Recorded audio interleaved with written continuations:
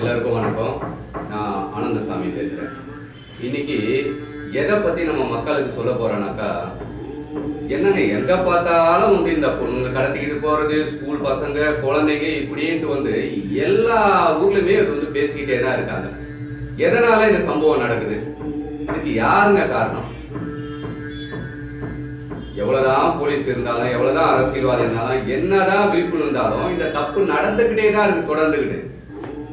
ஆம்பளை பசங்க யாரும் கடத்துறது, பொம்பளை பசங்க தான் கடத்துறது, பேசுறது, மயக்க மருந்து கொடுக்குறது, அப்புறம் கடத்திக்கிட்டு போகிறது, ஆசை வார்த்தை பேசி கொடுக்குறது. இன்னைக்கு எத்தனை இடத்துல பாண்டிச்சேரியில் பார்த்தீங்கன்னா ஒரு சின்ன பொண்ணு, எங்க பெரிய பெரிய ஆளுங்க, அது குழந்தைக்கு என்ன தெரியும், அது தூக்கி சேகடையில் போட்டாங்க. அப்புறம் இங்க பெரம்பூர்ல இது மாதிரி எல்லா ஊர்லயுமே நடக்குது. இது நடந்த பிறகு வந்து இந்த போலீஸ் அரசியல்வாதிக்கு போய் பண்றது, நடக்கிறதுக்கு முன்னாடி ஏன் போக மாட்டாங்க? அது காரணம் என்ன? யாருங்க இதெல்லாம் தடுப்பாங்க? யாரு கேட்பாங்க? எத்தனை இடத்துல தடுக்க முடியும்? என்னுடைய மனசுக்கு பட்டது ஒரு சின்ன சின்ன விஷயங்க நான் வந்து சொல்றேன்.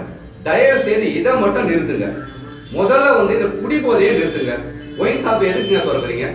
ஒயின் ஷாப்பு திறந்து அவங்க வந்து சரக்கு அடிக்கிறதுனால அவங்களுக்கு என்ன, அது சத்து டானிக்கா, இல்லை வந்து அவங்க என்ன எதனா வந்து கை கால்லாம் வளருதா, இல்லை அதனால கோடிக்கணக்கில் பணம் வரப்போதா? உடம்பு தாங்க போகுது. உடம்புல இருக்கிற ஃபாஸ்ட் குடல் கிடல் எல்லாம் வெந்து மண்ணுக்கு தான் போறது. மண்ணுக்கு போற பணத்தை வந்து சம்பாதிக்கிறது எதுக்கு இந்த அரசாங்கமா இல்ல அரசியல்வாதிகளா? யார் இந்த ஒயின் ஷாப் நடத்துறது? வாழத்துக்கு தாங்க நம்ம பிறந்தோம், அழிக்கிறதுக்காக கிடையாது. முதல்ல ஒயின் ஷாப் மூடுங்க. அந்த பணம் கஷ்டப்பட்டு ஒருத்தர் வந்து பாத்தீங்கன்னாக்கா கூலி வேலை செய்யறாங்க, வேலை செஞ்சு அந்த பணத்தை அப்படியே வீட்டுக்கு எடுத்துன்னு போனாக்கா அவங்க குழந்தைங்க சாப்பிட்றதுல இருந்து வீட்டில் மனைவிங்களுக்கு துணிமணி எடுத்துக்கலாம், நல்ல சாப்பாடு, ஸ்கூல்ல படிப்புக்கு எவ்வளவோ வந்து செலவு பார்த்துக்கலாமே. அப்படியே எடுத்து போய் ஒயின் ஷாப்ல வந்து எல்லாத்தையும் காலி பண்ணிட்டு வராங்க. அப்போ அது முதல்ல அது மூடனாக்கா அதனால எவ்வளோ பணம் வந்து மிச்சமாகும்? எத்தனை பேர் குடும்பம் வந்து நல்லா இருக்கு? எத்தனை பேர் குடும்பத்தில் வந்து குடிச்சிட்டு ஆடி தடியில் சண்டைன்ட்டு எவ்வளவோ வந்து போயிட்டு இருக்கு. இது காலகாலமாக நடந்துட்டு இருக்கு. அது ஏன் வந்து இந்த அரசாங்கம் செய்ய மாட்டீங்க? அதை முதல்ல மூடி தொலைங்க. அடுத்தது பீடி, சிகரெட்டு, கஞ்சா, புகையிலிருந்து என்னவோ புதுசு புதுசா வந்துகிட்டு இருக்கு. இதுல என்ன லாபம்? அதுவும் உடல் கெடுதி தான். அந்த கஞ்சா பீடி சிகரெட்டு வந்து போட்டுறாங்க, ஏதோ ஒரு அபீன் அப்படின்றாங்க, அதுவும் வந்து வாய்க்குள்ள போட்டாங்க. இதனால அவங்க மூளை பாதிப்பு எப்படி வருது? எவ்வளவோ சிந்தனைகள், எவ்வளவோ கற்பனைகள் அவங்களுக்கு போகுது. ரோட்ல எதனா ஒரு பொம்பளை பசங்க போனாக்க ஒரு தப்பான பார்வை, வீட்டுல இருக்கவங்க கிட்ட ஒரு தப்பான பார்வை, குழந்தைங்க கிட்ட ஒரு தப்பான பார்வை. இது அந்த மனநிலை மாத்துறது யாரு? இந்த போதை, கஞ்சா, பீடி, சிகரெட்டு எல்லா கர்மத்தையும் ஒழிச்சு தொலைங்க. அடுத்தது பாத்தீங்கன்னாக்கா போன்ல, இன்னைக்கு போன் இல்லாதவங்க எவருமே கிடையாது. போன்ல என்ன பாக்குறாங்க? சின்ன சின்ன பசங்கள இருந்து ஆபாச படம், அந்த ஒரு அசிங்கமான படத்தை வந்து பாக்குறாங்க. அப்போ அந்த குழந்தைங்களுக்கு என்ன மனசுல படுது?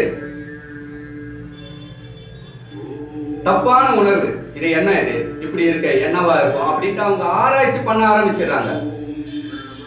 ஆபாச படத்தை முதல்ல போன்ல நிறுத்துங்க.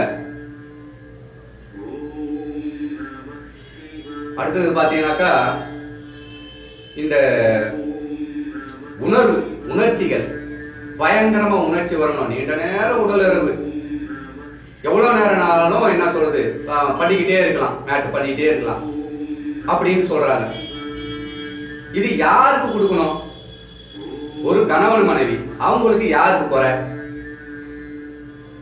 அவங்க பாருங்க, அவங்க கல்யாணம் ஆகிருக்கா, போங்க கரெக்டா வந்து கண்டுபிடிங்க. அவங்க கல்யாணம் ஆன ரசீது சீட்டு ஏதாவது ஒரு ஆல்பம் பார்த்து உண்மையா இருந்தாக்கா அது ஆணுக்கா பெண்ணுக்கான்னு பார்த்து அவங்களுக்கு அந்த மாத்திரை மருந்து கொடுங்க. அப்படி கிடையவே கிடையாது.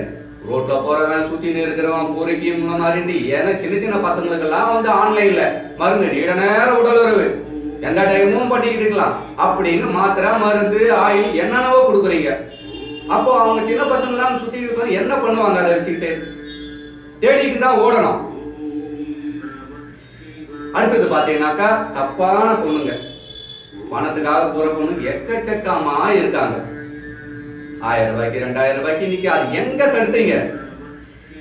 எங்கங்க நின்னுது? அது காலகாலமா ஓடிக்கிட்டே தான் இருக்குது. எந்த ஒரு போலீஸ்காரங்களோ இல்ல அரசியல்வாதிகளோ யாராவது இதை வந்து நிறுத்துறீங்களா? எங்க பார்த்தாலும் வீட்டுக்கு வீடு, ரோட்டுக்கு ரோடு, ஊருக்கு ஊரு, இந்த பிராத்தல், ஹோட்டலு, லாட்ஜி எல்லா இடத்துலயும் நடந்துக்கிட்டு தான் இருக்கு பணத்து. அப்போ இது வந்து தொடர்ந்துகிட்டே தான் போக முடிகிற பாடே கிடையாது. எவ்வளவுதான் அறிவுரை சொன்னாலும் சரி, நம்ம இதை பார்த்து திருந்தனங்க. இன்னைக்கு எவ்வளவு இடத்துல வந்து குழந்தைங்களையோ ஒரு பெரியவங்களையோ எத்தனையோ பேர் கடத்திக்கிட்டு போயிட்டு சித்திரவாதை பண்ணி குடும்பம் பண்ணி 5 பேர் 10 பேர் சின்ன சின்ன பசங்க பெரிய ஆளுங்கன்னு இப்படி எல்லாம் விதவிதமா வந்து பேப்பர்லயும் யூடியூப்லயும் போட்டுக்கிட்டே தான் இருக்காங்க. அவங்கள பிடிச்சி என்ன பண்றீங்க? தண்டனை கொடுக்குது, அடிக்கிறது, குடும்பம் பண்ணுது. இது வரத்துக்கு முன்னாடி ஏன் செய்ய மாட்டீங்க? அப்படி அவன் தவறு செய்யறானா பப்ளிக்கா நிறுத்துங்க. நிறுத்திட்டு அவன் எதை வச்சு தப்பு பண்றானோ அதை அப்படியே துண்டு துண்டா வெட்டி போடுங்க, குடிச்சு சாவட்டும். ஒருத்தனும் இந்த குழந்தைங்க மேலேயும் பொண்ணுங்க மேலேயும் ஆசைப்படவே கூடாது. இதை நான் பேசுறது வந்து நீங்க தப்பா எடுத்துக்கிட்டாலும் சரி, இது நல்லா யோசிச்சு பாருங்க. இதை நிறுத்தினாக்கா பாதி தவறு நம்ம உலகத்துல நிற்கும். ஒயின் ஷாப், குடிபோதை நிறுத்துங்க. கஞ்சா, பீடி, சிகரெட்டு, புகையிலை, அடுத்தது இந்த போதை மாத்திரை, இந்த போன்ல இருக்கிற ஆபாச படம் நிறுத்தி தொலைங்க. இப்படியே போயிட்டே இருக்கா, இருக்க எல்லா கஷ்டமும் வந்துகிட்டே தான் இருக்கும். எல்லா குடும்பமும் பாதிச்சுட்டே தான் இருக்கும். எங்கேயும் இந்த பொம்பளை பசங்க நடமாட முடியாது. ஆம்பளை பசங்க இதனால நிறைய கெட்டு போயிடுறாங்க. தயவு செய்து இதெல்லாம் நிறுத்துங்க.